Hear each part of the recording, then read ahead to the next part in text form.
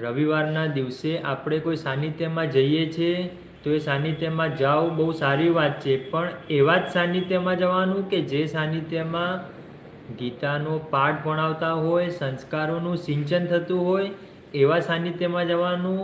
એવા સાનિધ્યમાં નહીં જવાનું કે બુવાજીનું જ નખોદ વાળતા હોય.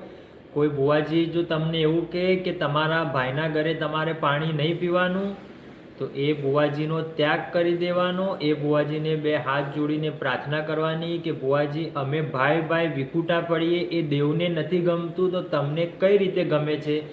એ છતાં પણ જો તમને ગમતું હોય તો એ વાત અમને નથી ગમતી. ભલે એમને ખોટું લાગે, બુવાજીને ખોટું લાગે તો ચાલશે, પણ માતાજીના આપણે જે બે ભાઈ વચ્ચે વિવાદ થાય, બે ભાઈ વચ્ચે તરાર પડે, બે ભાઈ વચ્ચે ભાગલા પડે અને આ ભાગલામાં આપણી દેવી શક્તિ આપણા ઘરના વિરુદ્ધ થઈ જાય, તો એવું કાર્ય ક્યારે પણ ના કરવું.